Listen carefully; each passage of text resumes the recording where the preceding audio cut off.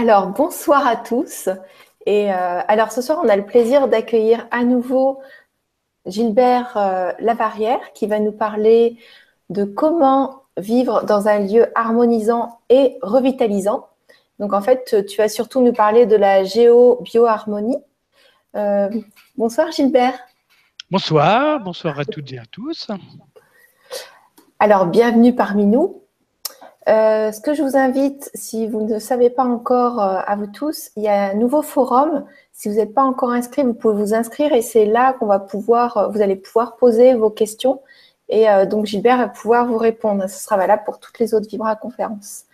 Voilà, donc Gilbert, est-ce que tu veux te présenter peut-être pour ceux qui ne te connaissent pas? Et puis ensuite on continue. Oui, eh bien, comme mon nom l'indique, je m'appelle Gilbert Lavallière. Alors, par rapport au thème de la conférence, j'avais commencé une première formation en géobiologie en 92 ou 93, je ne sais plus, qui ne me convenait pas. J'en ai fait une autre en 99, qui elle me convenait très très bien. Et depuis, j'ai poursuivi mon chemin.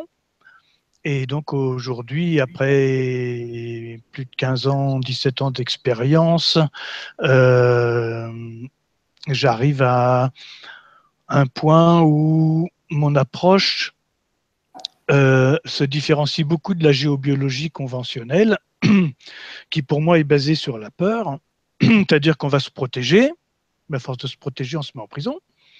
Ou alors on va neutraliser, mais là on est dans un champ de bataille, ou on va dévier, et puis là on règle rien du tout, tant pis pour le voisin. Donc cette approche-là ne me convenait absolument pas. Et depuis 2005, donc par rapport à la Vibra-conférence du mois de septembre où j'ai parlé des solides de Platon, donc des formes harmonisantes, depuis 2005, j'utilise ces formes-là pour harmoniser les lieux. Et là, on n'est plus du tout dans une approche de protection, mais de restaurer la vitalité d'un lieu en lien avec l'énergie de la Terre et du cosmos. Et du coup, on n'est plus du tout dans une démarche de lutte contre ou d'opposition, on est dans une démarche de générer l'harmonie là où on habite. Et si on habite dans un lieu harmonisé, c'est un peu comme quand on est en pleine forme. Quand on est en pleine forme, même si on a une mauvaise nouvelle, ça va. Par contre, si on est fatigué ou si on n'est pas bien en forme, eh bien, quand on a une mauvaise nouvelle, on est dépressif. Voilà.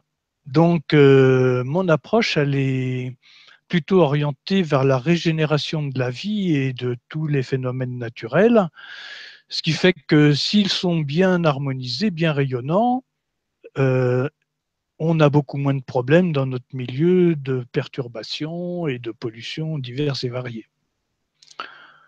Voilà un petit peu pour présenter mon approche de vraiment régénérer la vie partout. S'il y a la vie, le reste, c'est un peu comme je dis, euh, quand on va pour rentrer dans une pièce obscure, on ne pense pas du tout qu'on va lutter contre les ténèbres de la pièce. On pense qu'on va allumer la lumière. Et on appuie sur le bouton, on allume la lumière. Mais ça vient à l'idée de personne de dire je vais lutter contre les ténèbres. D'emblée, vas-y, allume la lumière, quoi. Bon, voilà. Donc c'est la démarche que j'ai en géobiologie. Plutôt que de gérer les ténèbres ou de lutter contre je sais pas quoi, eh bien, on va allumer la lumière. Alors, quand on allume la lumière, c'est vrai qu'on voit aussi ce qui se passe et qu'il faut gérer les choses parce que la pièce qui était obscure, peut-être qu'il y avait des crasses par-ci par-là, peut-être qu'elle n'était pas bien rangée, peut-être qu'on peut améliorer les choses. Et sans la lumière, on ne le voyait pas, avec la lumière, on le voit, et donc on peut à ce moment-là agir pour que les choses aillent beaucoup mieux et qu'on vive dans un habitat qui devient porteur, aussi bien pour notre santé physique, psychique, émotionnelle, mais aussi et surtout pour notre ouverture de conscience. Voilà la base de mon approche. D'accord. Et donc, quand je viens travailler dans une maison, ou quand je forme des personnes qui veulent apprendre à devenir praticiens en géobioharmonie, eh bien, on travaille sur 4 registres principaux. Le premier, c'est les pollutions électriques et électromagnétiques. Le deuxième, c'est les perturbations géophysiques. Bon, c'est des cours d'eau souterrains ou des lignes de faille ou des cheminées cosmotelluriques ou d'autres choses éventuellement. Et puis après, il y a un autre secteur qui pour moi est très important, c'est tout l'aspect des mémoires du lieu, des entités, des phénomènes parapsychologiques qui peuvent exister. Et en dernier point, c'est vraiment mettre la maison en phase avec les énergies nouvelles. Et si on est en phase de construction ou de rénovation, d'utiliser les élixirs que je fabrique, enfin des composés d'élixirs, qu'on peut mettre dans les matériaux quand ils sont à l'état liquide, comme le béton, comme le plâtre, les enduits, les colles, les peintures, etc. Et faire de notre maison un lieu rayonnant, un lieu très porteur. Voilà. Donc c'est mes 4 grands axes. D'accord, c'est très intéressant. Je ne connaissais pas du tout ça, le fait de mettre des élixirs dans les matériaux. C'est très peu connu. Je fais ça depuis 2011 à peu près, oui.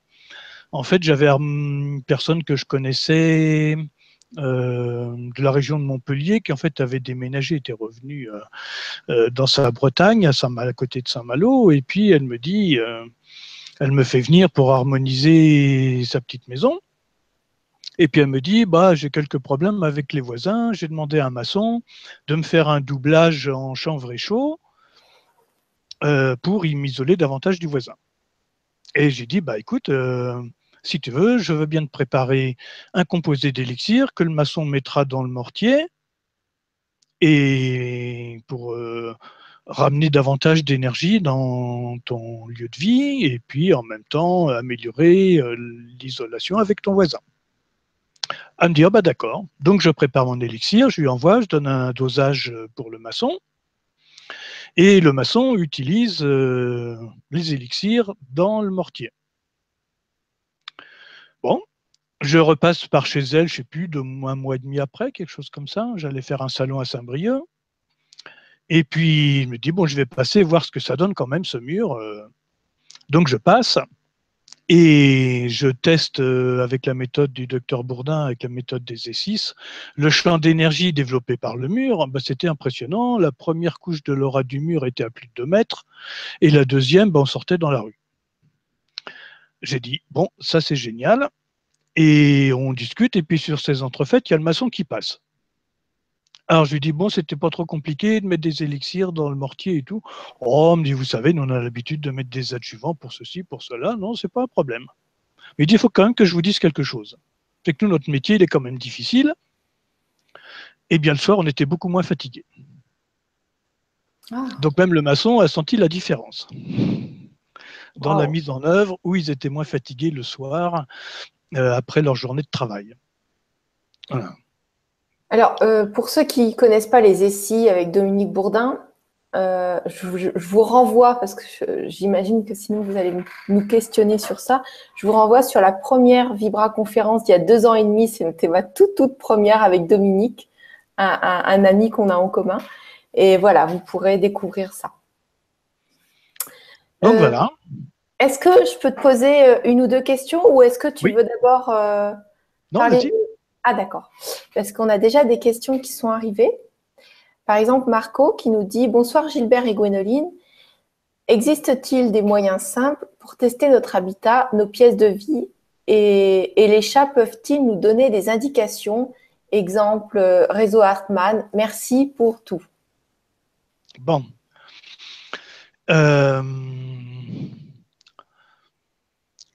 C'est vrai qu'en général, les chats vont plutôt se mettre sur des endroits qui ne sont pas les meilleurs pour nous. Maintenant, le chat, il aime bien son petit confort aussi, donc c'est pas forcément toujours là où il va s'installer que c'est perturbateur pour nous.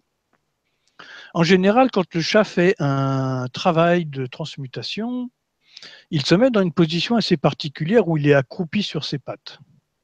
Il n'est pas étalé, allongé, il est sur ses 4 pattes et il est blotti.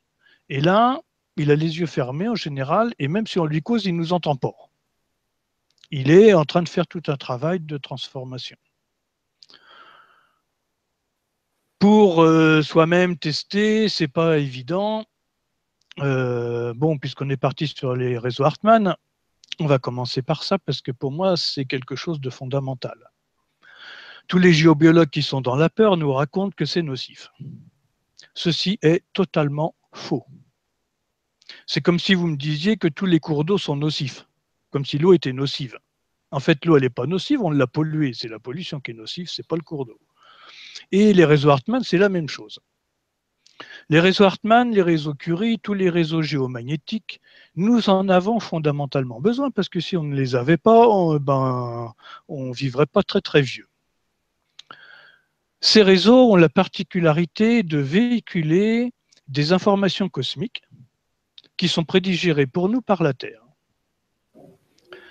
Comprenez que en permanence, la Terre est bombardée d'informations et d'énergie cosmique, de rayonnement en tout genre, et que autour de la Terre, nous avons un bouclier magnétique qui a la forme d'une orange, on va dire, et quand les particules arrivent sur le bouclier magnétique, elles font le tour de la Terre et continuent de l'autre côté en queue de comète.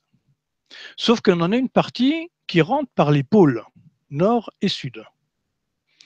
Donc là, nous avons tout un tas d'informations et d'énergie cosmique qui rentrent dans l'axe de rotation de la Terre. Et la Terre, comme vous le savez, elle tourne sur elle-même.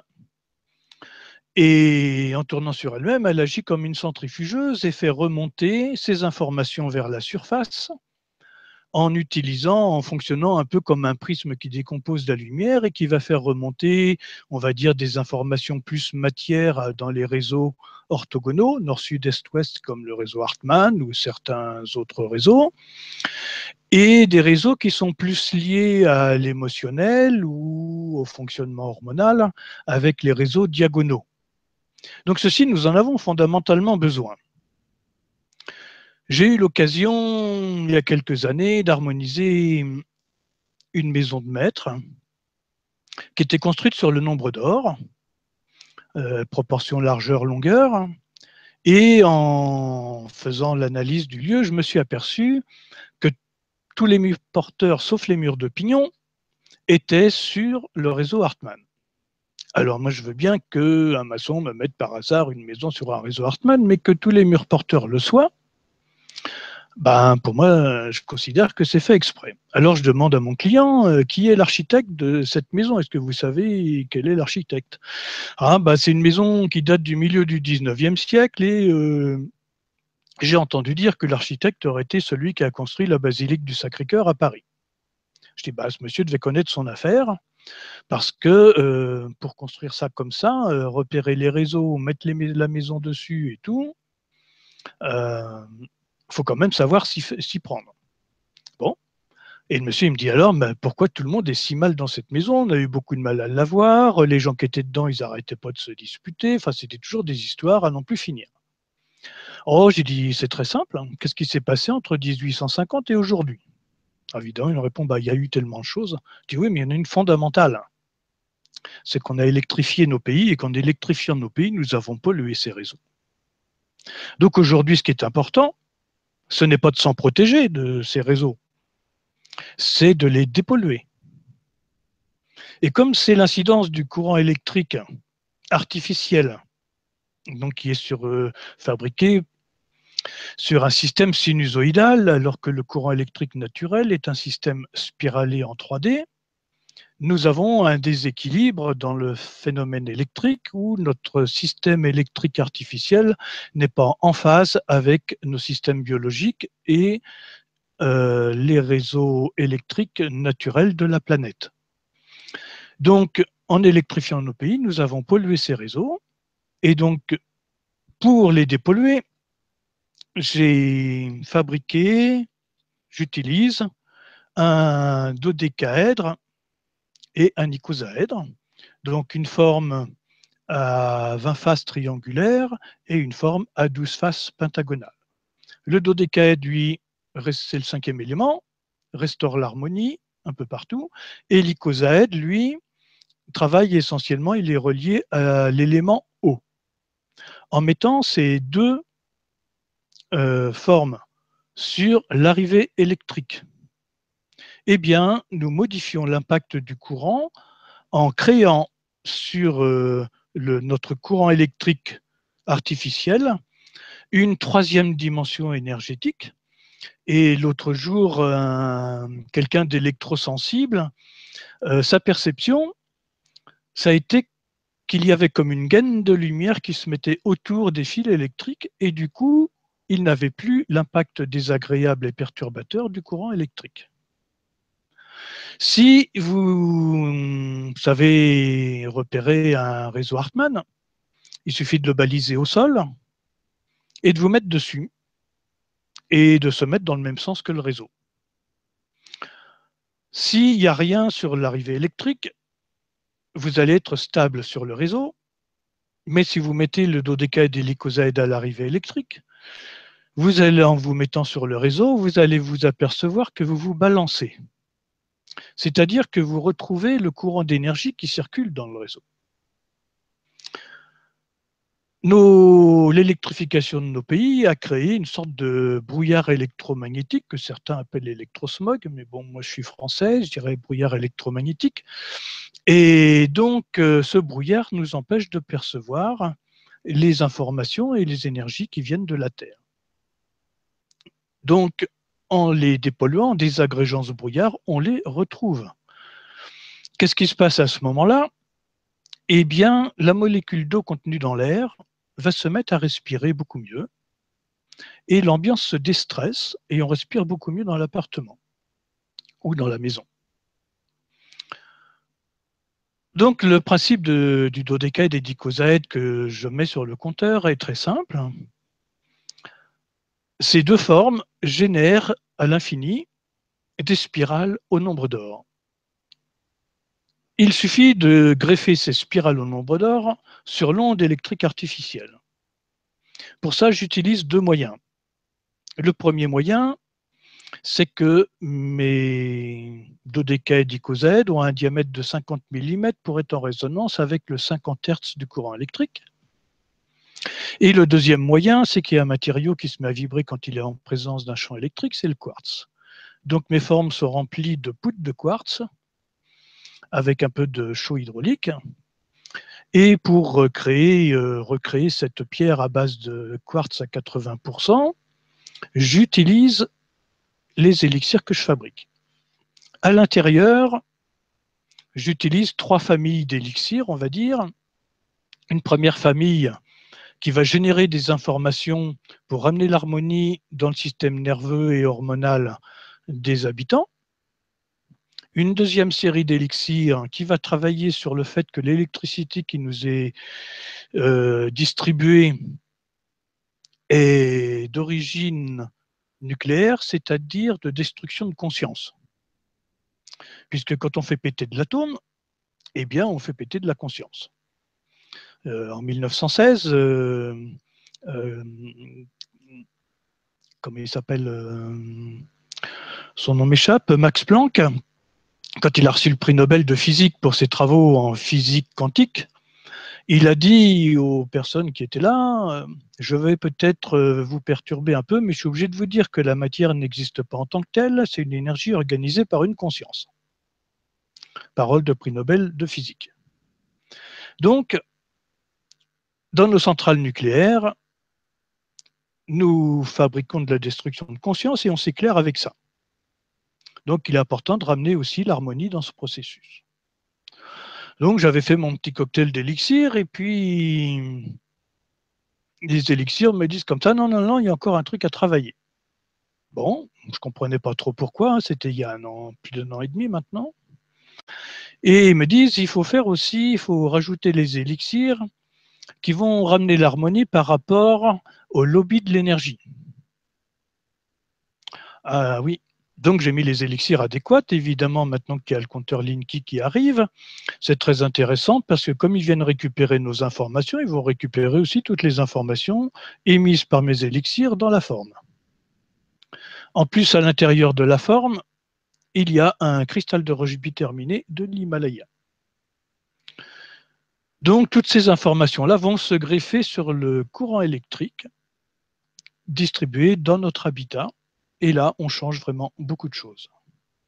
On désagrège une partie du brouillard électromagnétique, celui induit par le 50 Hz dans l'installation électrique, et on retrouve une meilleure respiration dans le milieu de vie. Nous avons maintenant un autre aspect dans les pollutions électriques et électromagnétiques, parce que je sens que les questions vont arriver très très vite. Ce sont les antennes relais, puisqu'il y en a de plus en plus partout, et ça c'est l'autre gros problème du Linky, où là je rejoins Robin des Toits, où plutôt que de passer par un système d'antenne relais, il vaudrait mieux passer par un système filaire puisqu'il existe. On a un réseau filaire qui fonctionne très bien en France, donc il n'y a pas de raison de ne pas l'utiliser, mais ils préfèrent utiliser le système GSM. Et donc, ils vont multiplier, je ne sais plus combien ils rajoutent, je crois que c'est 4000 antennes relais sur le territoire. Et donc, on va au-devant d'une catastrophe écologique et sanitaire évidente. Donc, il faut trouver des solutions. Quand on a une antenne relais en face de chez soi, par exemple, ou quand il y a le Wi-Fi, chez nous ou du voisin, nous sommes dans le cadre non plus des très basses fréquences comme le 50 Hz, qui va polluer les réseaux Hartmann, Curie et autres. Nous sommes sur les ultra hautes fréquences, et celles-là vont perturber, voire court-circuiter, ce qu'on appelle les points de résonance Schumann, des points de résonance électrique de la Terre qui s'expriment entre l'écorce terrestre et la haute atmosphère. Nous, pour agiter nos doigts, nos bras, nos mains pour marcher, nous avons besoin d'électricité. D'où vient l'électricité qui est dans notre corps? Principalement de l'effet piézoélectrique de notre colonne vertébrale. Et donc, c'est pour ça que notre système nerveux central est à l'intérieur de notre colonne vertébrale. Sauf que nous ne fonctionnons pas comme une centrale électrique nucléaire ou au gaz ou au charbon, peu importe. Nous sommes des êtres vivants, nous nous déplaçons, nous passons par des champs d'énergie différents, nous avons des émotions, des pensées. De ce fait, notre système électrique interne n'est pas vraiment stable. Et donc, un peu partout, nous avons ces points de résonance Schumann, donc un point d'expression électrique, une onde électrique, on va dire, qui est spiralée, donc en 3 dimensions, sur une fréquence d'à peu près 8 Hz. Et si vous connaissez un peu nos rythmes cérébraux, eh bien 8 Hz, ce sont les fréquences du rythme alpha de notre cerveau. C'est-à-dire que ces points de résonance Schumann régulent en permanence notre système nerveux. Et que si on ne les a plus ou qu'elles sont perturbées, polluées, déréférencées, eh bien notre système nerveux n'a plus son référentiel naturel et aujourd'hui on arrive à des phénomènes d'électrosensibilité où les systèmes nerveux disjonctent. Donc après, ce n'est pas la seule raison pour d'autres maladies du système nerveux comme les maladies d'Alzheimer ou Parkinson ou les fibromyalgies, mais tout ça y contribue fortement. Il n'y a jamais qu'une cause à nos problèmes, il y en a toujours plusieurs, et il y a quelquefois des facteurs déclenchants plus percutants suivant nos systèmes biologiques et énergétiques. Donc, pour moi, ce qui va être important dans un habitat, ce n'est pas de lutter contre une antenne relais, puisqu'on ne peut rien y faire. Les protections, à moins de se mettre dans un bunker, ça ne marche pas. Et si on est dans un bunker, eh ben on s'est aussi privé des ondes bénéfiques de l'univers, de la Terre, tout ce qui fait que nous pouvons vivre. Donc pour moi, il va être essentiel à ce moment-là de dépolluer et de relancer ces points de résonance Schumann dans l'habitat. À ce moment-là, j'utilise un petit dodécaèdre. Donc là, c'est un tout petit, il fait 24 mm de diamètre, qui a la même composition à l'intérieur que les gros que je vous ai montrés qu'on met à l'arrivée électrique, avec aussi son petit cristal biterminé de l'Himalaya à l'intérieur, et je vais le positionner sur un circuit de points de résonance Schumann. Bon, bien souvent, pour pas qu'ils soient déplacés, je les colle au plafond. Ce qui fait qu'on les voit quasiment pas, ils sont blancs, le plafond est blanc, et puis voilà. Et donc là, on va restaurer le référentiel électrique fondamental pour restaurer notre système électrique à nous, dans notre système nerveux. Ce qui fait que l'impact de l'antenne relais qui est en face va complètement changer, puisque notre corps, lui, retrouve son potentiel. Bon, c'est sûr, c'est mieux quand il n'y a pas d'antenne relais, mais bon, voilà, il faut bien qu'on les mette quelque part, puisque tout le monde est bien content d'avoir un téléphone portable. Donc, il faut savoir ce qu'on veut aussi. Voilà, un petit peu mon approche par rapport aux pollutions électriques, électromagnétiques. Donc, le traitement de l'arrivée électrique, ça, tout le monde peut le faire pour poser les dodécaèdres et icosaèdres, ce n'est pas compliqué du tout.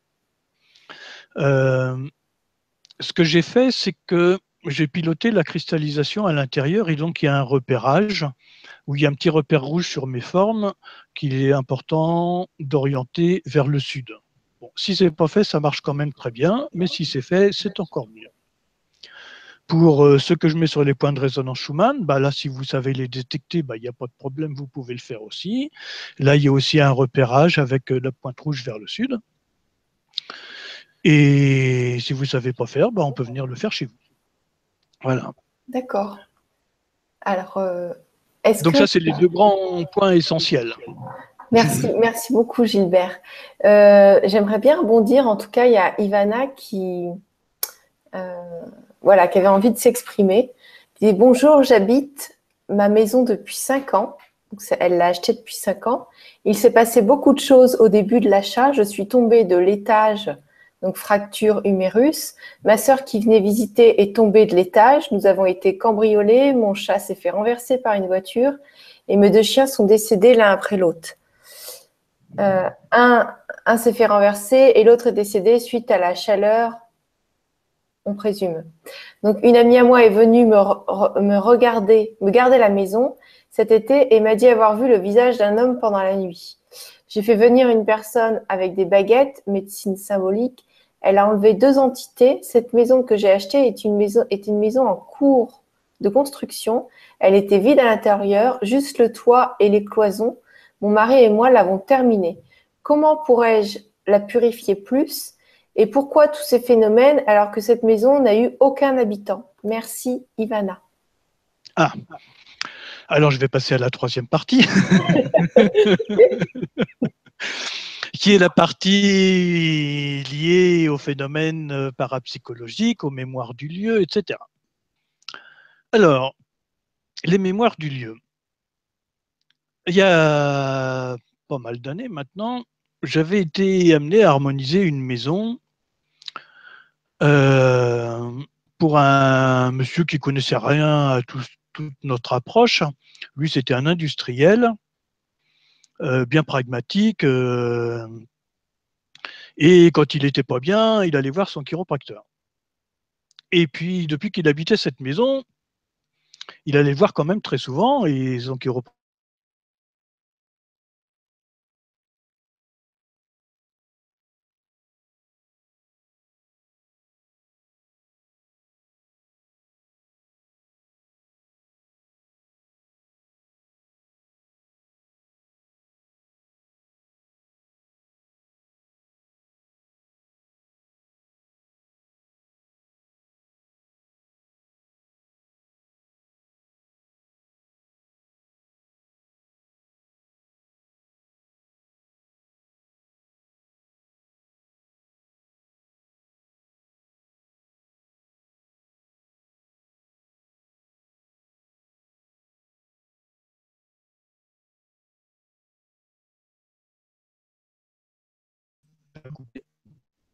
Allez, c'est revenu. Vous installez une maison, vous faites des fondations et vous allez monter les murs dessus. Et donc, il y a un poids de la maçonnerie qui va appuyer sur une partie de la terre. Donc, imaginez, vous appuyez avec votre doigt sur une éponge humide et vous avez de l'humidité qui remonte le long de votre doigt. Eh bien là, c'est exactement pareil. Vous plantez une maison sur un ancien champ de bataille et forcément, les informations du champ de bataille remontent dans les murs. Et puis vous, vous êtes piégé dans un champ d'informations. Il me dit, ah oui, je comprends. Bon, je lui demande s'il a les plans de la maison. Il me dit, oh, ouais, je vais aller vous chercher ça. Bon, pendant qu'il va chercher les plans de la maison, je fais tout le tour de la maison. Il y avait un terrain de 4000 m². Et puis en faisant le tour, j'avais envie de vomir partout. Bon, quand j'ai envie de vomir, moi le symptôme il est clair, c'est qu'il y a eu des morts violentes. Et puis plus j'avançais en faisant le tour de la maison, je me dis mais c'est pas possible, comment on peut vivre dans ce coin-là? Je regarde autour, je dis mais j'ai l'impression que tout est mort ici, c'est pas possible de vivre dans ce lieu, c'est vraiment la mort. Je finis mon tour, je rentre dans la maison, il avait sorti le permis de construire avec le plan du cadastre, et je regarde le nom de la parcelle de terrain, et bien c'était marqué champ de bataille. Et là j'ai cru que le monsieur il allait s'écrouler par terre, pourtant il était costaud, hein. Il est devenu blanc comme un linge. Et là moi j'ai tout de suite compris. Alors bien sûr, ça suppose de rentrer dans la démarche de la réincarnation et des vies antérieures. Et pour moi, j'ai découvert ça maintenant il y a une quinzaine d'années, même plus que ça, on ne vit pas par hasard là où on habite, on revient sur des lieux où nous avons vécu par le passé, il y a 100 ans, 500 ans, 2000 ans, 5000 ans, j'en sais rien, où nous avons laissé des parties de nous-mêmes, des parties de notre âme, on pourrait dire. Soit nous y avons fait de belles choses et puis on vient recontacter des qualités, soit on y a vécu des choses difficiles et puis on vient pour soigner notre âme. Et donc on va retrouver des phénomènes liés à nos vies passées. Et pour moi, un lieu d'habitation, c'est un millefeuille historique. Et par exemple, quand je vais chercher l'impact d'un cours d'eau ou d'une ligne de faille sous la maison, je vais chercher ce qui concerne l'habitant, qui coule dans le millefeuille historique qui concerne les personnes. Ce qui fait que je ne trouverai pas forcément les mêmes cours d'eau suivant les habitants. Et je vais ramener une correction dans les informations, je vais ramener de l'harmonie toujours avec mes formes, mes dodécaèdres. Donc par exemple, par rapport au cours d'eau, j'ai celui-ci que je vais positionner d'une manière particulière sur un pied, avec une orientation particulière, pour modifier l'impact des phénomènes géophysiques et les mémoires qu'ils véhiculent. J'ai ici un autre dodécaèdre que je suspends. À l'intérieur, il y a aussi une série d'élixirs qui va travailler sur les corps subtils du lieu, donc ses mémoires et son aura. Et s'il y a des phénomènes difficiles parapsychologiques, j'ai un dodécaèdre étoilé ici qui va travailler d'une manière encore plus percutante dans l'harmonie sur l'information du lieu. Et à l'intérieur, il y a l'élixir qui correspond au dodécaèdre étoilé. Celui-ci est fait sur une mesure de 666, donc le nombre que porte la bête en diadème, qui n'est pas le chiffre de la bête, je le rappelle, c'est un chiffre que la bête porte en diadème, et donc à l'intérieur, il y a aussi un élixir particulier que j'ai fait, qui est l'élixir du dragon blanc. Donc pour amener une grande purification dans l'aura du lieu et ouvrir le troisième œil des habitants et désagréger le voile de l'ignorance. Donc dans un lieu, il y a beaucoup de mémoire, que la maison soit toute neuve ou qu'elle soit très ancienne. Donc bien sûr, quand la maison est très ancienne, il y en a davantage. Maintenant, nous ne sommes concernés que par certains types de mémoire. Par exemple, personnellement, j'habite dans une maison qui date de 1260, du XIIIe siècle. Donc on pourrait se dire qu'il y a un paquet de mémoire. Et bien quand vous venez chez moi, tout le monde est très bien. Et j'ai mis très peu de choses, très peu d'harmonisants. Tout simplement parce que je pense que dans ce lieu, je suis venu recontacter des potentiels et des qualités que j'ai eues par le passé, et que c'est celles-là qui sont mises en avant, puisque c'est moi qui y habite. Mais que si c'est d'autres personnes qui y habitent et qui ont un lien avec ce lieu qui est totalement différent, eh bien, ils ne vivront pas les mêmes choses. Il y a toujours une interaction entre l'habitat et l'habitant, et elle est beaucoup plus importante qu'on ne peut l'imaginer. Et tous les problèmes qui vont rejaillir comme une fracture, comme des chutes, comme des cambriolages ou des phénomènes particuliers, sont liés à tout ça. Et donc pour moi, ça fait aucun doute que nous venons libérer des choses et que c'est très difficile à faire soi-même. Pour bien comprendre des choses, il est toujours un peu nécessaire, enfin il est très souvent nécessaire en tout cas d'avoir affaire à quelqu'un d'extérieur à notre histoire, parce que nous, on ne peut pas toujours tout voir. Par exemple, qu'est-ce que les personnes connaissaient de la planète Terre il y a une centaine d'années, à une époque où il y avait tout juste le début des voitures. Donc on se déplaçait à cheval ou à pied sur la planète. La vision de la planète était un peu comme celle des fourmis. Et aujourd'hui, avec nos satellites, on a une toute autre vision de la planète et d'un certain nombre de mécanismes sur la planète, en tout cas les mécanismes de tempête, les mécanismes météo, etc. Il y a une très bonne vidéo, un très bon documentaire qui a été diffusé par France 5, qui a été rediffusé cette année, qui s'appelle Terre, planète sous influence, qui est très intéressant, où on voit que quand il y a une tempête de sable au Sahara, et bien quelques jours après, ça alimente la forêt amazonienne parce que la Terre a tourné, le sable est retombé, et donc ça alimente la forêt amazonienne. Mais bon, voilà, si on marche à pied ou à d'autres chameaux dans le Sahara, on ne s'en rend pas compte. On le voit à partir de nos satellites. Donc il y a besoin d'un regard extérieur pour voir des choses que nous, on ne peut pas voir là où on est, parce qu'on est pris dedans, sans s'en rendre compte. Et donc c'est important. Je vois, il y a des personnes qui viennent chez moi faire les stages, et puis une fois qu'elles ont fait les stages, essayent d'harmoniser le lieu, puis au bout d'un moment, elles me demandent à moi ou à un autre stagiaire d'aller harmoniser, parce que pour soi, c'est toujours beaucoup plus difficile, puisqu'on est pris dedans. Donc il faut être de l'extérieur pour pouvoir agir plus efficacement. Donc nous sommes très liés à notre lieu. Les mémoires des murs, quelqu'un me dit « Oh, les mémoires des murs, qu'est-ce que ça veut bien dire ?» Ça s'explique assez facilement. Quand vous êtes dans une pièce, par exemple, toutes les portes sont fermées, ou même dans un appartement, et il n'y a aucun contact avec l'appartement voisin. Et pourtant, si la personne parle un peu plus fort dans la pièce mitoyenne, eh bien, on peut l'entendre dans la pièce où on est. Or, on sait que les sons sont transmis par l'air. Et l'air ne passe pas entre une pièce et l'autre. Comment se fait-il qu'on entende? Eh bien, tout simplement que le mur ou la cloison fonctionne comme une peau de tambour et donc va faire vibrer l'air dans l'appartement d'à côté.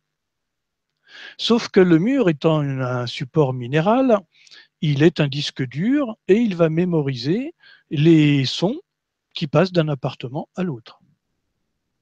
Une fois, j'ai harmonisé une maison dans le nord de la France, puis en faisant le tour de la maison, pour observer un peu ce qui se passe, je me dis, je ne sais pas ce qu'il y a eu dans cette maison, mais j'entendais des brouhahas énormes, des gens qui n'arrêtaient pas de causer, qui causaient comme des gens qui sont complètement saouls, et ça n'arrêtait pas, c'était un brouhaha infernal. Donc je demande à la personne qui habitait la maison, je dis mais c'est quoi l'histoire de cette maison, vous la connaissez un peu? Ah bah oui, avant c'était un café. Ah bah je comprends pourquoi j'entends tout ce bazar, tout ce brouhaha avec des gens qui sont complètement bourrés et qui déblatèrent de tout et n'importe quoi. Enfin bon voilà. Et donc on a bien une mémoire des murs. Les minéraux conservent les mémoires. J'avais harmonisé aussi une belle maison toute neuve en Bretagne. Et cette maison toute neuve, ça faisait 6 mois, c'était un jeune couple. Lui avait des problèmes de santé au genou et on ne savait pas de quoi ça venait.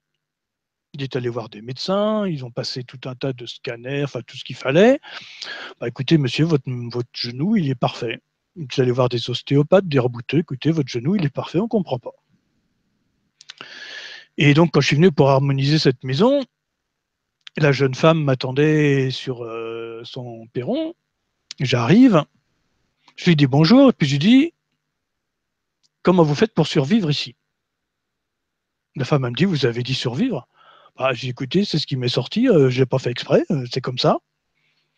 Bon, je commence à faire le tour de la maison. Et quand je me mets en contact avec les énergies de la maison, je me promène toujours avec une boussole. Et à 2 mètres d'écart, ma boussole m'indiquait une différence d'orientation du nord de 40 degrés, ce qui est énorme. Et là, je me suis dit, il y a un problème ici. S'il y a une telle déviation magnétique dans la maison, comment se font pour se reproduire les cellules puisqu'il n'y a plus de repères? Donc, c'est des maisons qu'on va dire qui peuvent générer des cancers, etc. Bon, je fais la maison, et puis on va un peu dans le jardin. Et dans le jardin, oh là là, ça allait pas du tout, c'était très lourd.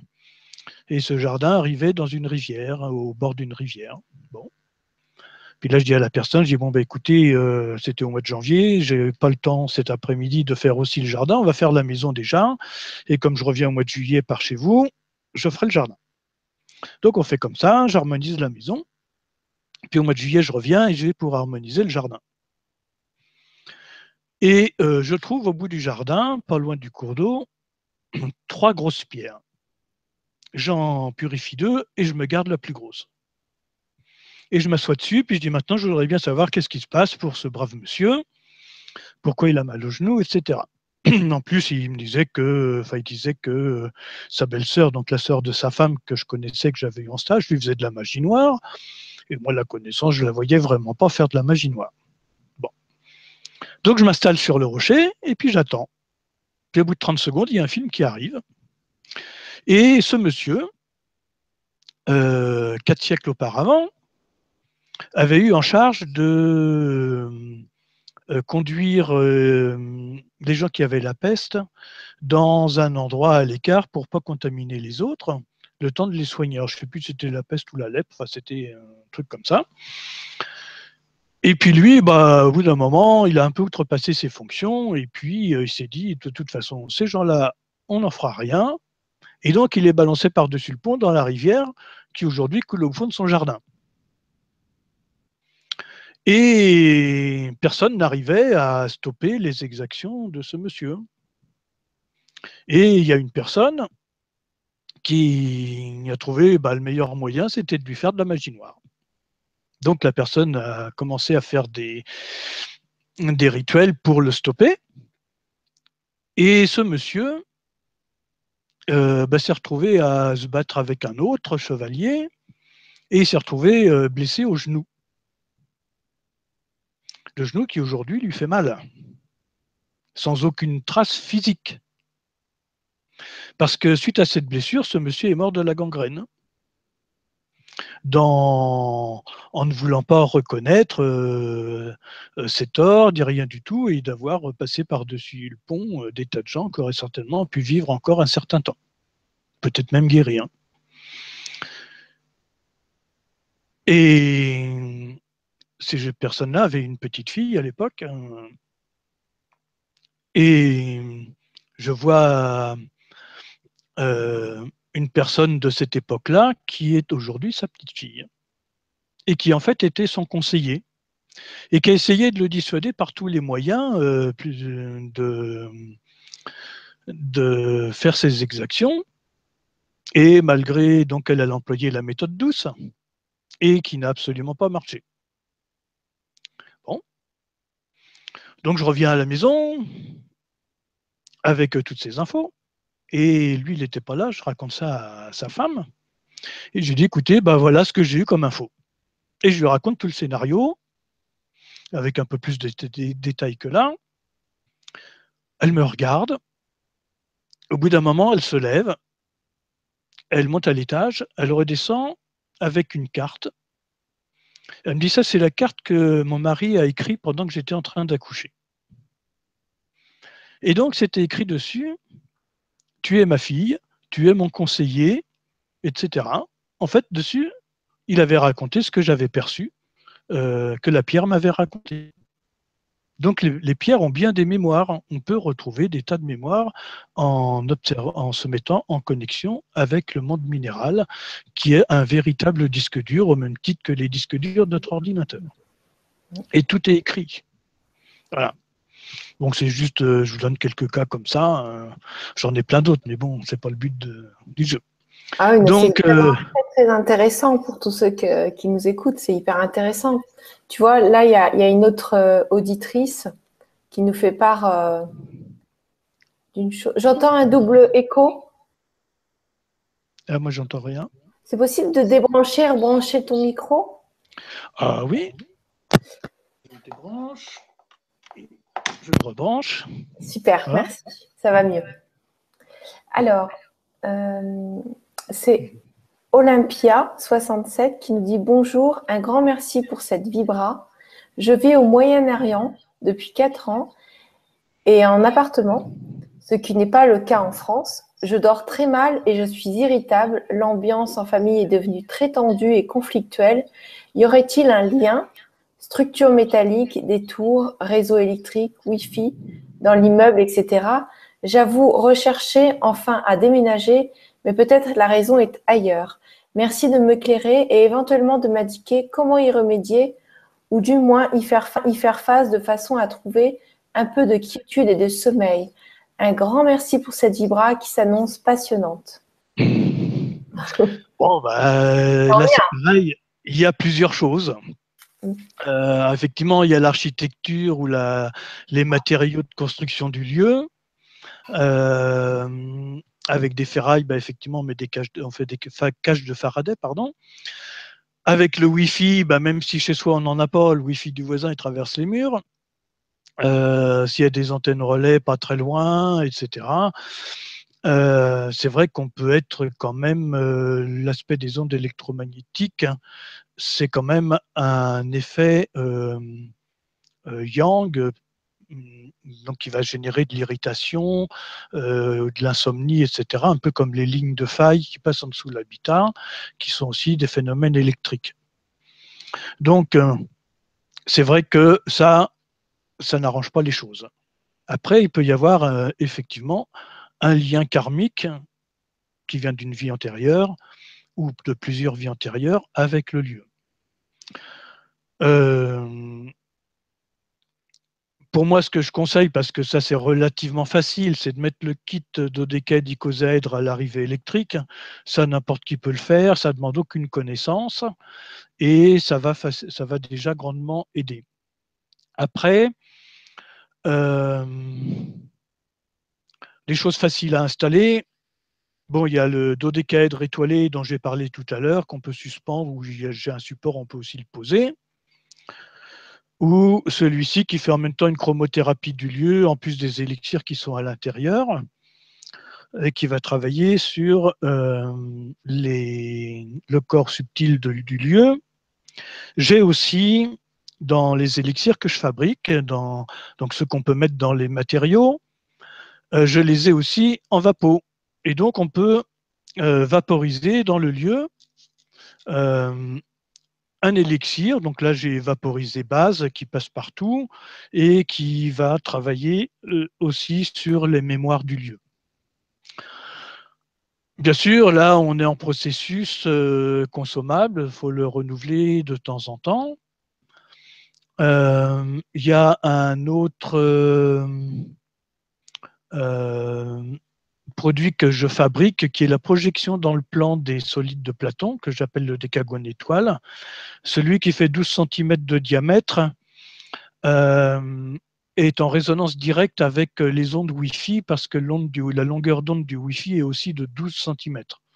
Donc en mettant cette forme-là collée au mur derrière la box Wi-Fi de façon à avoir la pointe verte en bas, on va greffer sur toutes les ondes Wi-Fi les propriétés harmonisantes des 5 solides de Platon reliées aux 5 éléments et donc nettement apaiser l'agressivité des ondes électromagnétiques qui viennent de l'extérieur. Alors, je ne sais pas si ça marche. Je vais essayer. Je ne vois pas comment on fait là. Non, c'est pas ça.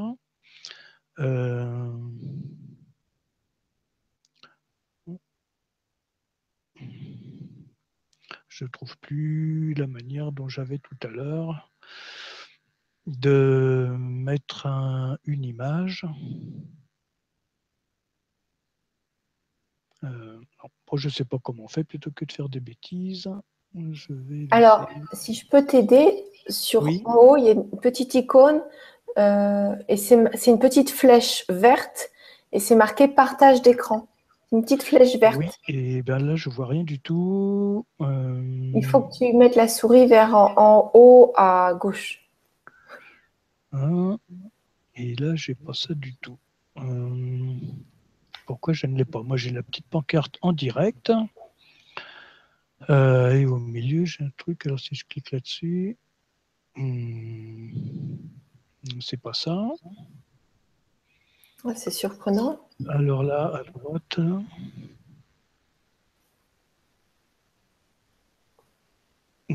je ne le vois pas. Bon, bah, tant pis, c'est pas grave. On peut demander à Marie-Astrid de nous mettre une photo dans les commentaires. Bah là, elle est en train de nous écouter. Si elle peut le faire, c'est très bien. Non, mais pour ceux qui reverront, ben, au moins ceux qui ont envie de regarder, Oui, ils iront dans les commentaires et trouveront l'info. Attends, parce que là, j'ai un truc ici. Non, c'est pas ça.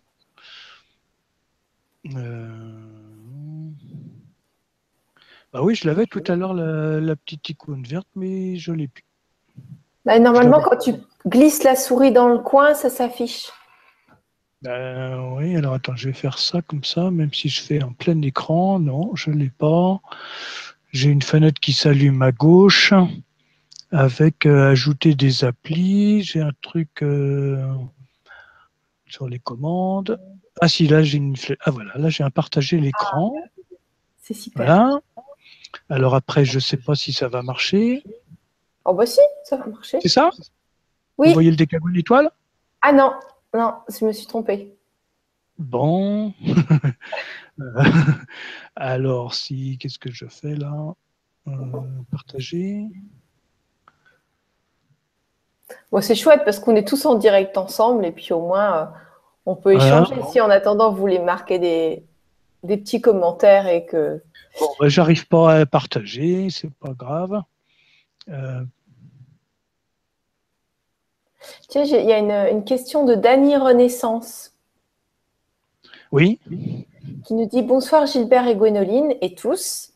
Lorsqu'on a la chance de disposer d'une pièce consacrée à la méditation et autres exercices spirituels, quel est le meilleur choix pour l'aménager? Les meubles ont-ils des effets perturbateurs ou pas? Vaut-il mieux privilégier une déco avec des gris-gris et symboles spirituels plein les étagères ou au contraire opter pour un espace très dépouillé? Merci. Ça, c'est une question bien claire et détaillée. Alors, dans une salle de méditation, il ne faut pas mettre trop de choses. Une fois, j'étais allé harmoniser l'appartement d'une stagiaire qui pensait qu'elle était très bien, qui avait dans sa chambre installé tout un tas d'images pieuses, tout un tas de choses. Moi, j'ai rien contre. Sauf que elle avait mis toutes ces images pieuses sur les 4 murs de cette pièce et à peu près à la hauteur de visage. Et elle pensait qu'elle créait du coup une bonne activation du troisième œil, une ouverture de conscience, une capacité de méditation et autres. Et moi, quand je suis rentré là-dedans, j'ai dit « Oh là là, ça tourne dans tous les sens, ça ne va pas ». J'ai dit « Je n'ai rien contre tes images pieuses, mais tu vas en mettre que sur 2 murs et non pas sur les 4. Parce que ça fait comme quand vous mettez 2 miroirs face à face, ça se renvoie. Et au bout du compte, ça crée plus de perturbations que ça n'aide. » Les petites statuettes ou les images pieuses, c'est mieux de les mettre sur un mur est. Parce que l'énergie rentre par l'est, c'est l'énergie du soleil levant, de la lumière qui arrive, et de même que beaucoup d'édifices religieux sont orientés vers l'est, c'est bien de mettre ces images pieuses à l'est, ce qui fait que l'énergie de ces images pieuses ou de ces statues vont pénétrer par cette énergie-là et donc se diffuser dans la pièce de méditation qu'on utilise. Pour moi, ce qui est important, c'est qu'il y ait au moins une bougie, éventuellement un peu d'encens, et puis une ambiance vraiment très décontractée, faire un petit hôtel, ça c'est une très bonne chose. Au niveau des élixirs, j'ai fait une synergie pour les salles de méditation qu'on peut vaporiser ou mettre dans la peinture de la pièce, qui va favoriser, qui va aider cet état d'intériorisation. Voilà un peu ce qu'on peut dire pour un local de méditation. D'accord. Alors, ton prochain sujet, qu'est-ce que c'est? Alors, on n'en a pas encore parlé, ou très peu. Après les pollutions électromagnétiques, quand je viens harmoniser une maison, je m'intéresse aux phénomènes géophysiques. C'est-à-dire que là, ce sont des phénomènes non pas artificiels créés par l'homme, mais des phénomènes naturels. Si dans notre maison, il y a un cours d'eau qui passe, un cours d'eau souterrain, pour peu qu'il ait un fort débit et qu'il passe sous notre lit, le lendemain matin, on se retrouve très fatigué.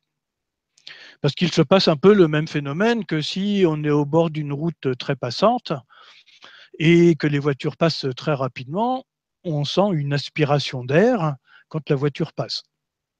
Eh bien, on peut faire une analogie avec le phénomène du cours d'eau souterrain, qui va aspirer l'énergie de notre aura, de notre champ d'énergie, et du coup, nous, le lendemain matin, on est un peu en manque d'énergie.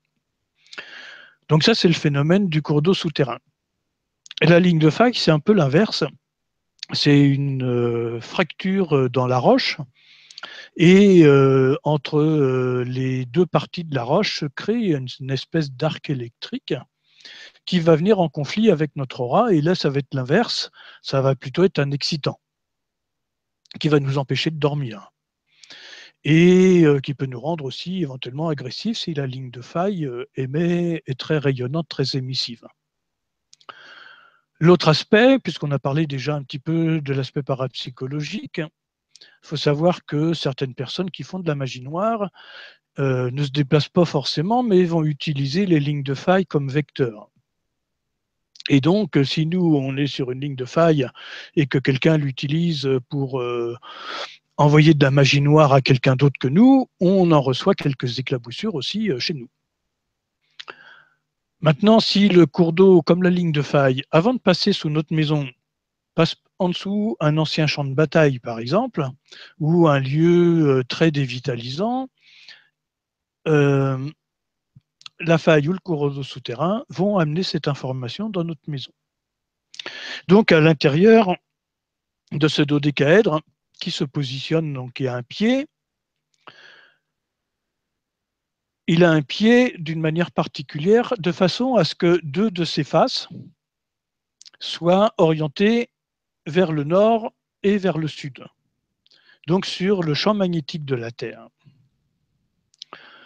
À l'intérieur, il y a un mortier qui remplit à moitié cette forme, toujours pareil, avec du quartz, du sable, de la chaux hydraulique et un ensemble d'élixirs pour modifier l'impact des informations véhiculées par les failles et les courants d'eau souterrains.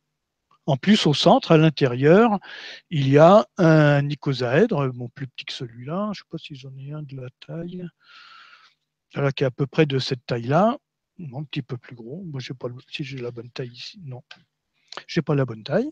Enfin voilà, un petit peu plus petit que celui-là, qui est scellé au centre, de façon à ce que les pointes de l'icosaèdre soient orientées vers les centres des faces du dodécaèdre.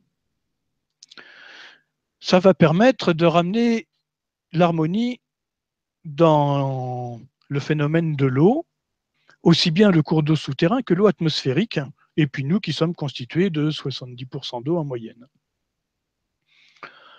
Dans une forme, l'énergie rentre par les faces et ressort par les pointes et les arêtes, ce qu'on appelle l'onde de forme.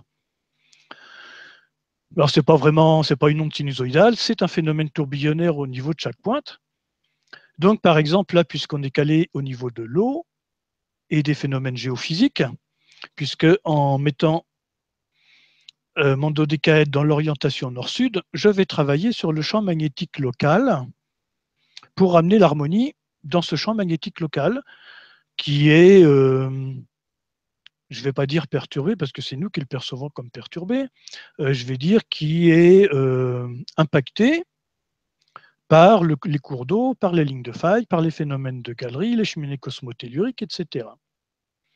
Donc je vais faire rentrer l'information du champ magnétique local par les phases du dodécaèdre qui génèrent des spirales au nombre d'or et vont harmoniser toutes ces informations et les faire ressortir par les pointes une fois harmonisées.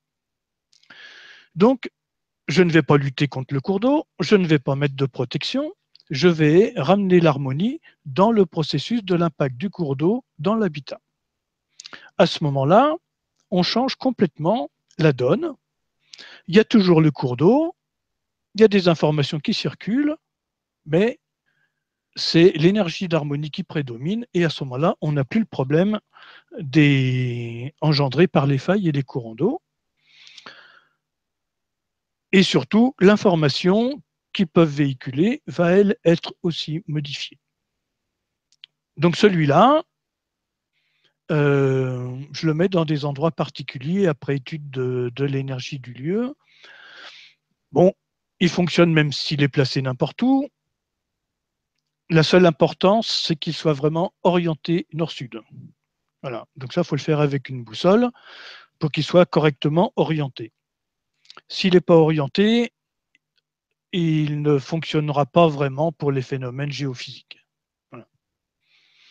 D'où l'importance d'avoir une boussole et de le positionner correctement. Donc ça, sont les phénomènes géophysiques que je vais réguler avec ce dodécaèdre-là. Donc en fait, j'ai 3 pièces maîtresses. Le kit dodécaèdre icosaèdre qu'on met à l'arrivée électrique, qui va lui harmoniser tout l'impact du champ électrique dans l'habitat par rapport au réseau géomagnétique, réseau Hartmann, réseau Curie et autres, déstresser la molécule d'eau dans l'air. Le deuxième qui est celui-ci qui va travailler sur l'impact des phénomènes géophysiques qui sont très importants dans l'habitat. Et le troisième qui va travailler à harmoniser l'aura du lieu et faire une chromothérapie de l'habitat en permanence. Dans chacune de ces 3 formes, il y a des élixirs qui ont chacun un but particulier pour amener l'harmonie dans un lieu. Après, on peut rajouter, s'il y a vraiment des phénomènes parapsychologiques importants, un dodécaèdre étoilé.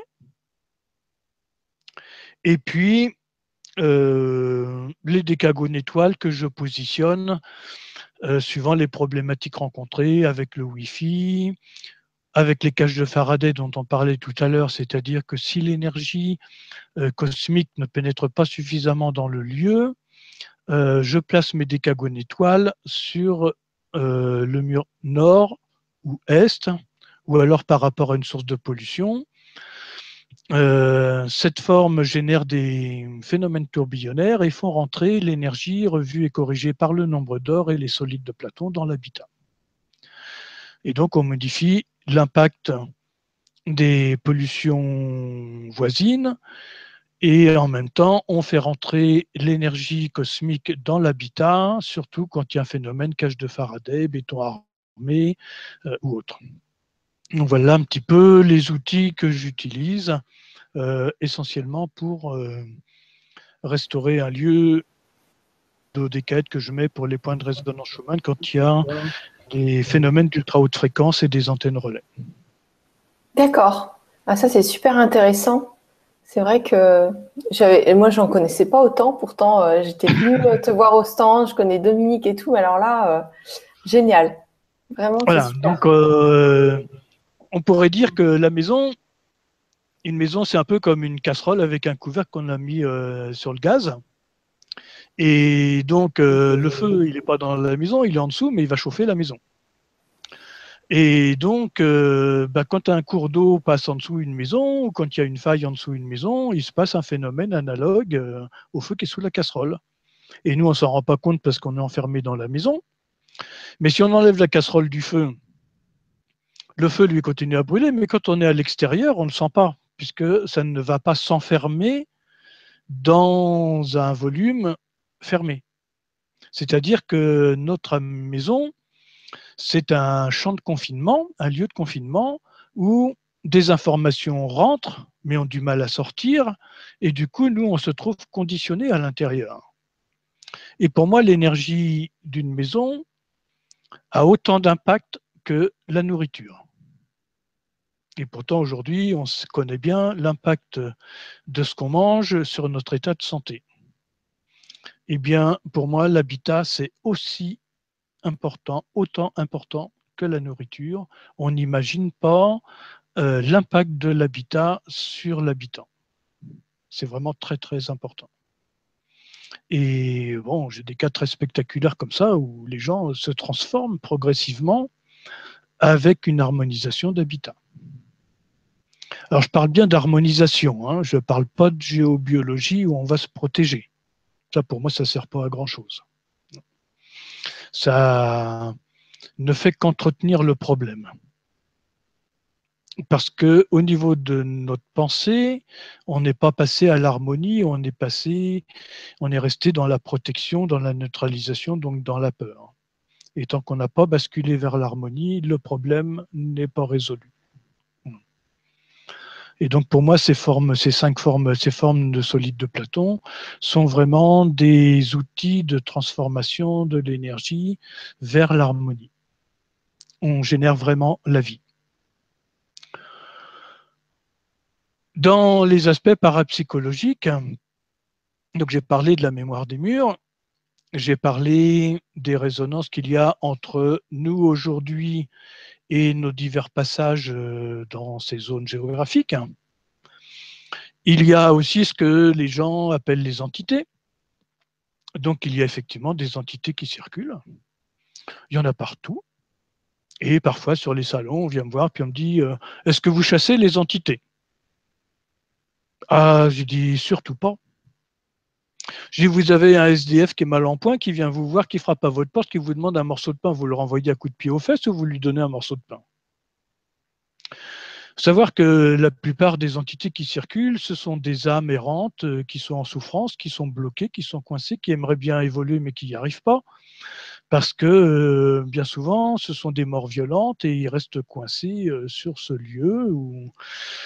Et parmi ces entités, il y en a toujours au moins une, sinon plusieurs, qui sont en fait une partie de nous dans une vie antérieure. La première fois que j'ai rencontré ce phénomène, c'était en Bretagne. J'étais parti harmoniser la maison d'une prof de yoga de 75 ans. Et puis, c'était la première maison d'un lotissement. J'entre dans la maison et je vois cette femme de 75 ans avec des grosses difficultés physiques. Et je me dis, je connais d'autres professeurs de yoga, même à 75 ans, qui sont encore en train d'enseigner le yoga, qui n'ont pas de problème. Et je me dis, pourquoi cette femme a des problèmes? Bon. Pendant toute la première partie de l'harmonisation, elle m'a suivi un peu partout. Et quand ça a été, une fois que j'ai eu placé mes formes, une fois que tout est bien en place au niveau de ramener de la force et de l'harmonie dans le lieu, je fais de l'harmonisation astrale du lieu. Et donc là, j'ai un mélange d'élixir que je vaporise sur les murs et une pratique de méditation que je fais dans toutes les pièces. Donc je commence, comme c'était un pavillon, je commence par faire les extérieurs, et puis je rentre à l'intérieur, et je vais commencer par le sous-sol. Et je trouve cette personne affalée dans son fauteuil. Je me dis, tiens, au lieu de me suivre partout, cette fois-ci, elle était dans son fauteuil complètement enfoncée.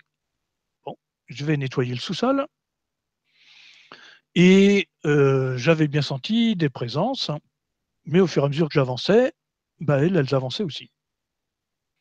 Je fais le rez-de-chaussée, et puis je monte dans les combles, et en montant l'escalier, je sentais que ça se sauvait, mais ça restait toujours dans la maison.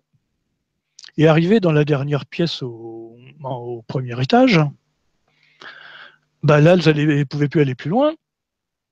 Et ma perception, c'était qu'il y avait 3 entités femmes. Et il y en a une des 3 qui me dit « c'est moi ». Je lui dis « je veux bien, mais c'est qui? C'est toi? C'est moi ». Je dis « à part le chocolat, c'est moi, je ne vois pas trop qui c'est ».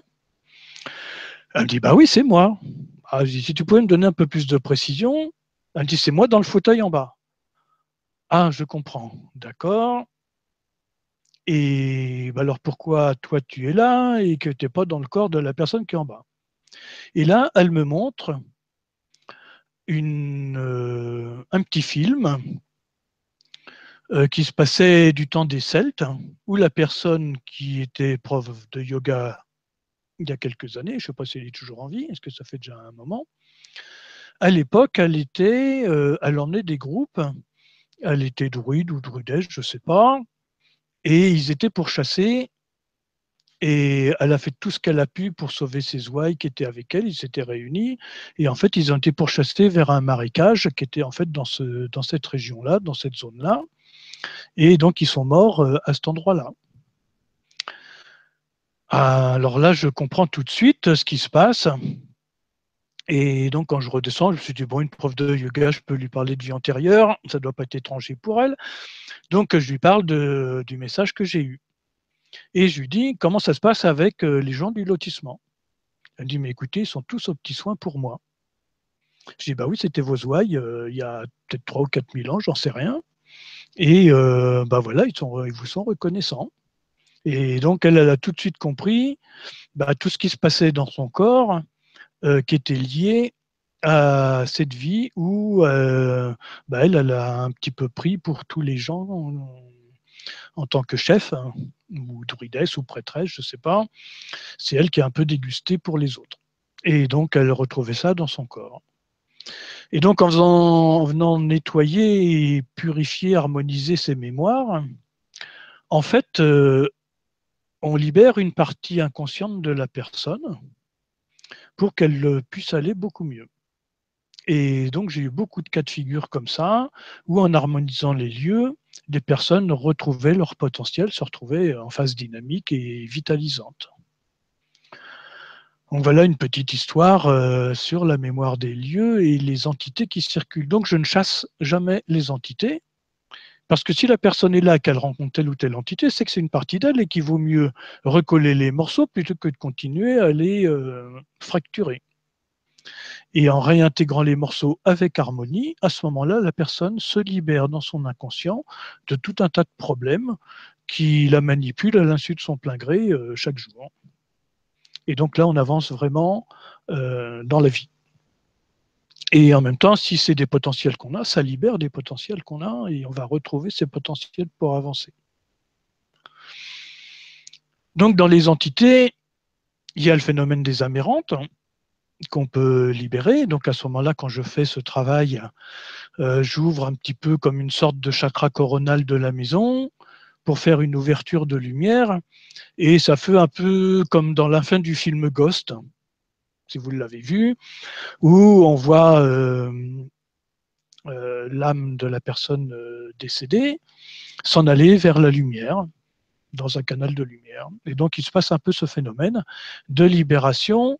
Et comme j'ai mis dans la maison des formes harmonisantes et revitalisantes, il y a l'énergie d'harmonie et de vitalité pour que ces âmes puissent poursuivre et aller vers là où elles doivent aller plutôt que de rester coincées là où elles sont coincées.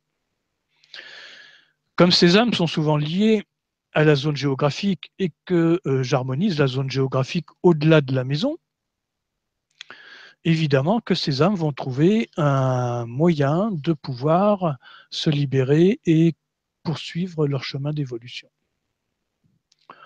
on peut quand même trouver dans un lieu quelques entités récalcitrantes qui ne sont pas forcément des âmes de décédés, mais qui peuvent l'être aussi.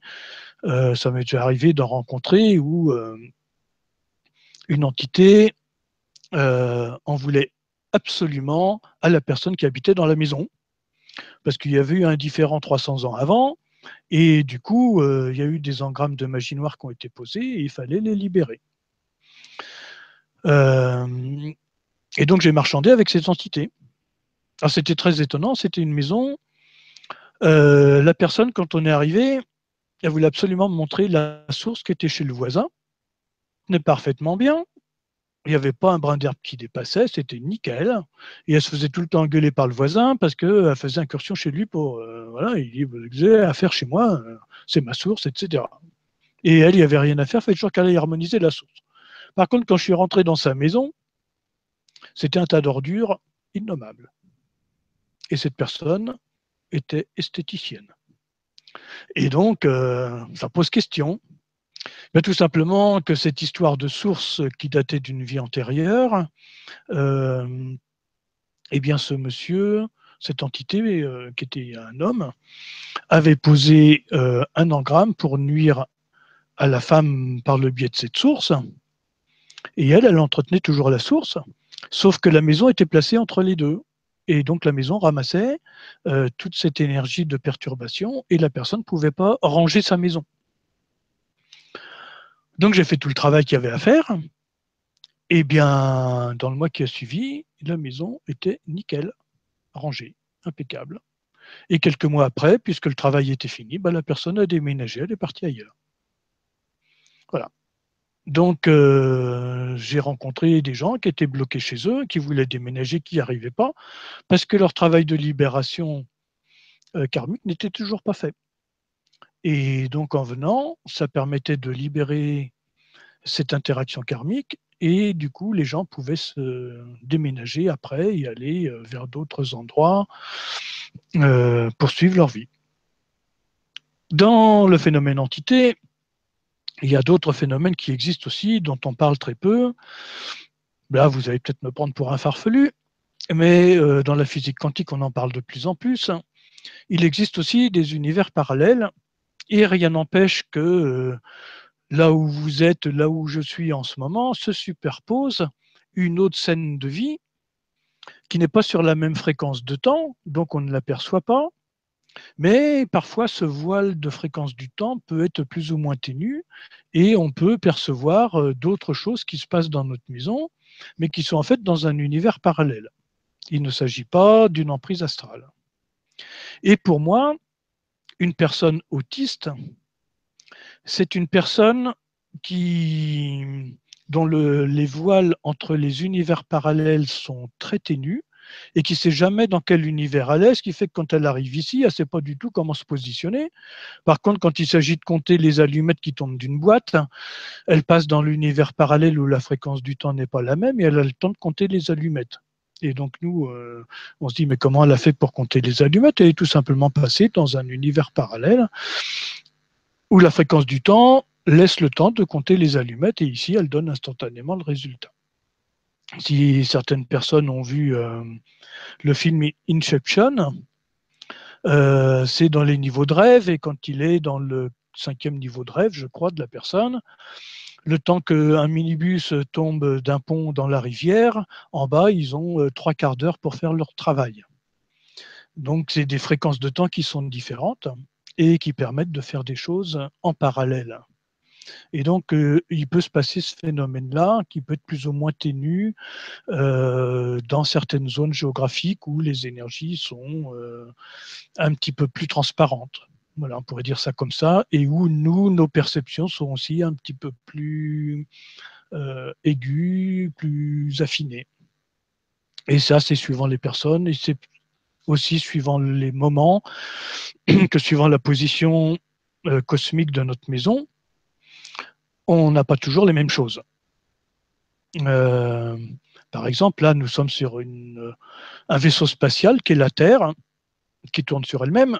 Donc, sous nos latitudes en France, c'est à peu près du 800 km/h.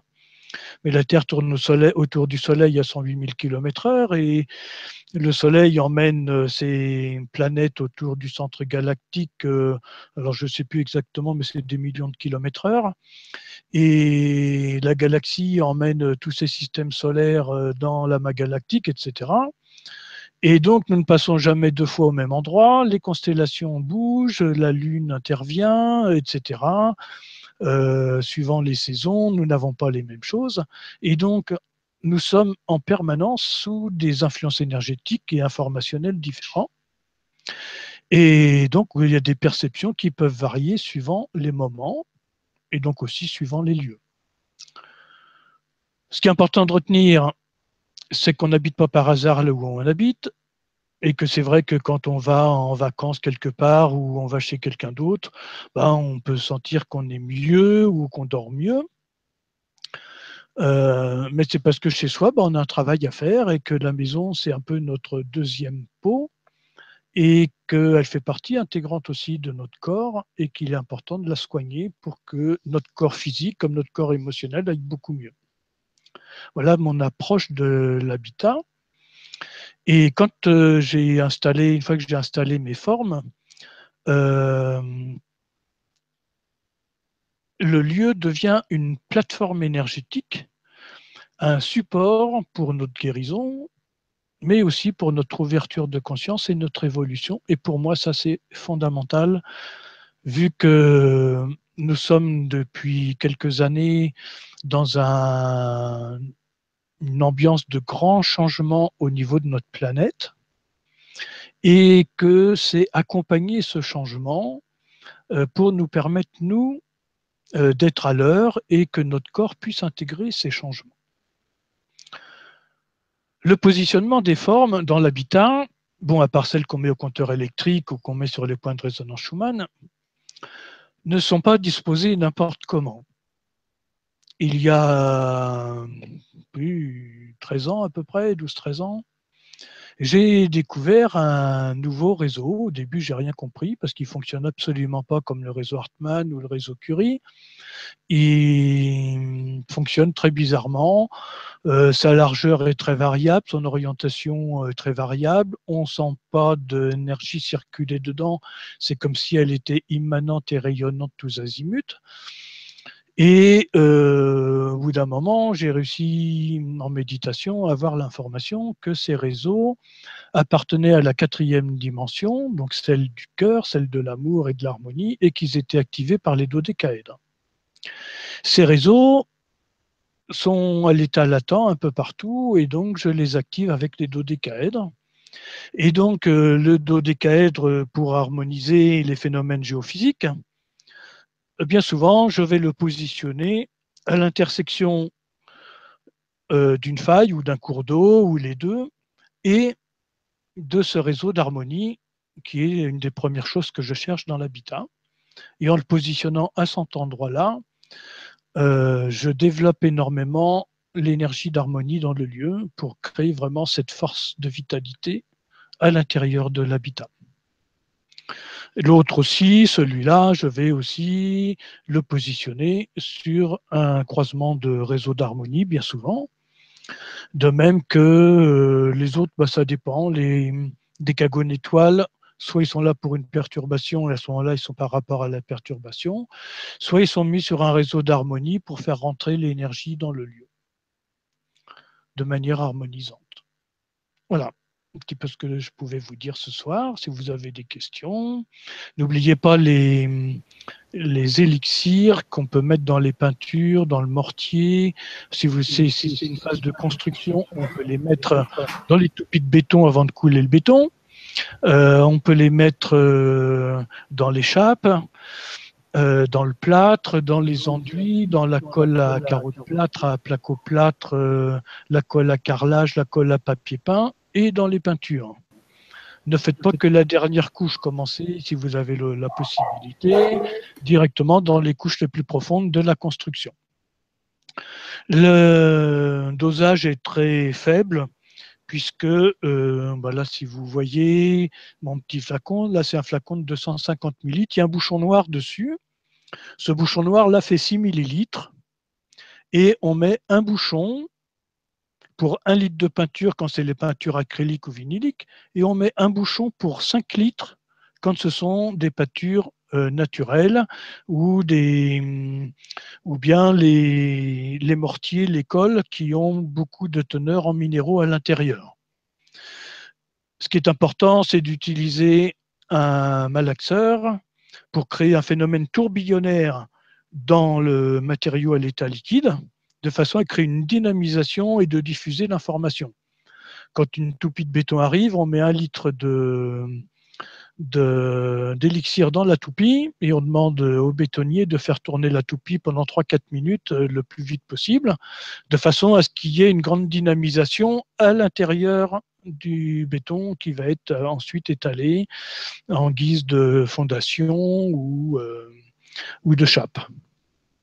Voilà. Et là, à ce moment-là, vous avez des murs rayonnants. Ça libère des mémoires, puisque dedans, il y a des élixirs pour libérer les mémoires. Et là, on est vraiment dans un champ de rayonnement, un champ de confinement très rayonnant et porteur et régénérateur. Voilà, s'il y a d'autres questions, je ne sais pas.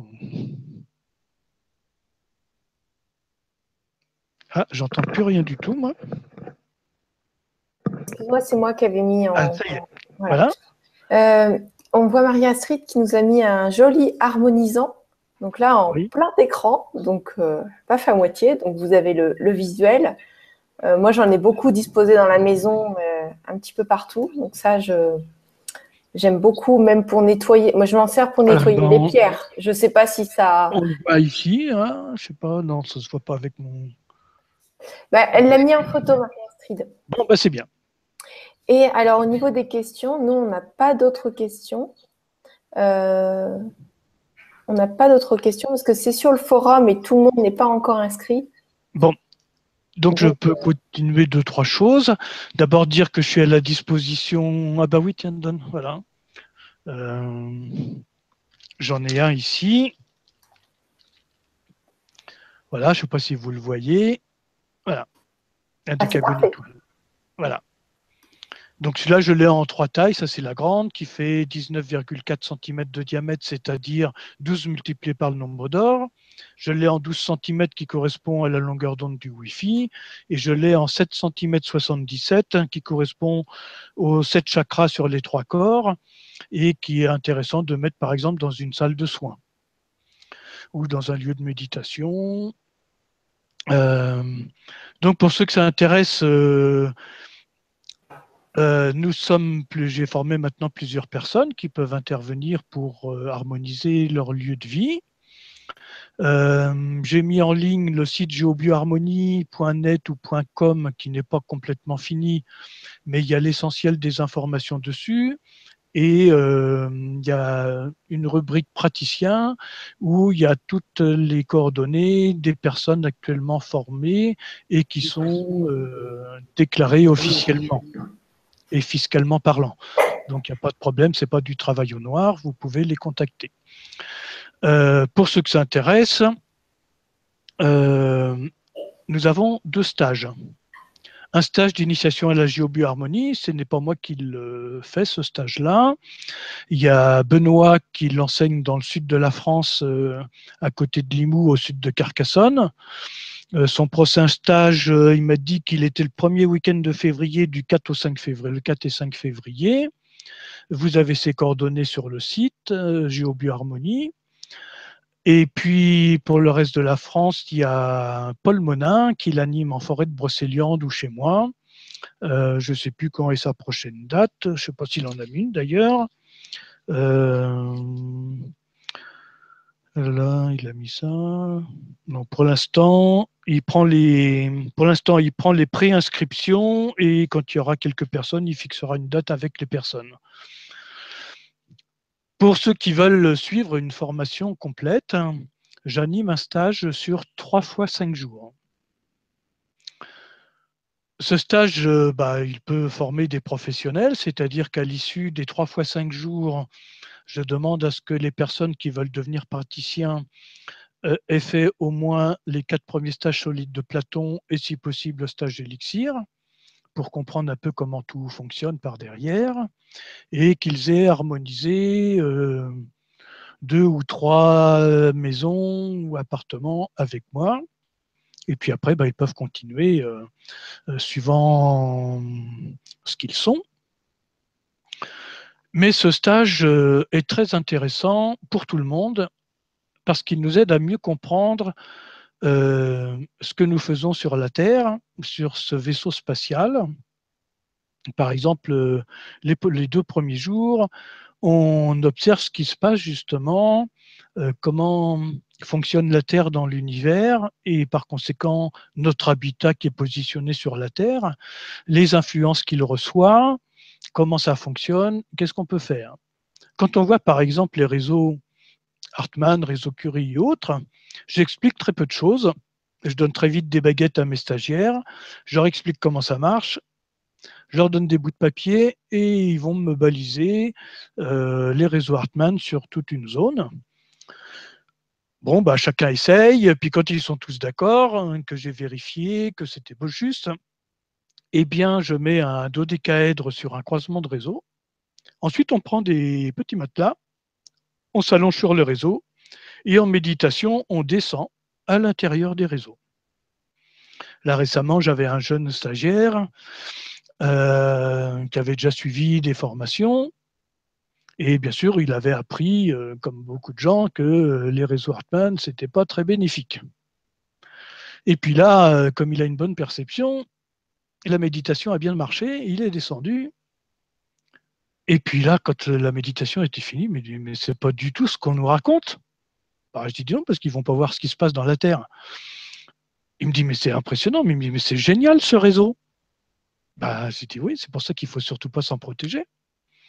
Et donc là, il a déjà fait 1 ou 2 maisons avec moi, puis il m'a dit, mais c'est extraordinaire, quand on commence à poser les objets, on sent tout de suite un rayonnement d'énergie qui se développe, mais on a envie de rire, c'est la joie, c'est tout ça. Je dis, oui, voilà, c'est comme ça que ça marche. C'est tout simple, il suffit de ramener l'harmonie et de dépolluer toutes ces pollutions qu'on a mises. Donc voilà, ça peut intéresser vraiment beaucoup de gens aussi, comment fonctionnent les formes, comment fonctionne l'astral du lieu, les nouvelles énergies qui nous arrivent aujourd'hui avec les nouveaux vortex qu'on ne voyait pas il y a une douzaine d'années, et puis là, depuis quelques années, on en voit de plus en plus qui apparaissent. Donc, c'est très important de s'intéresser à l'évolution de notre planète et donc de l'habitat qui est un champ de confinement et d'information lié à notre planète et au cosmos. Donc, c'est toute une ouverture de conscience qui se fait là. C'est beaucoup de travail. Dans mes stages, c'est beaucoup de méditation, beaucoup de travail énergétique, un petit peu de contenu intellectuel, parce qu'il en faut, pour avoir ses repères au niveau mental. Mais je m'applique à court-circuiter le mental des stagiaires le plus possible, pour rentrer dans une toute autre démarche. Voilà. Ça, Alors, évidemment, il y a plein de questions qui fusent, ce qui est normal. Et puis, très vite, j'apprends à se connecter à nos capacités de perception et à ouvrir notre conscience à d'autres choses. Et là, effectivement, on rentre dans une toute autre démarche d'harmonie. D'accord, merveilleux. Écoute, tu as tout dit. Moi, j'ai pas eu besoin de quoi que ce soit. C'est super. Je t'ai écouté. J'espère que ça aura intéressé un maximum de personnes. Et puis, ceux qui veulent se mettre en route, il y a le minimum d'informations sur le site geobioharmonie.net ou .com ou .earth, E-A-R-T-H. Alors, Voilà. j'ai mis toutes les infos sous le lien YouTube, sous le lien de l'article aussi. Donc, vous pouvez tout retrouver facilement si vous voulez. Voilà.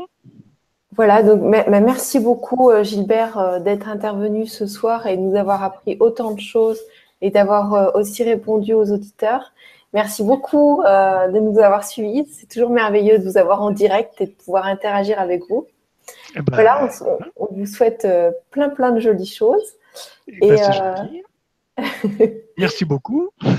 Avec joie, avec joie. Avec joie. Et Je vous retrouve, je crois que j'ai pas mal de vibra-conférences qui sont programmées cette fin de mois.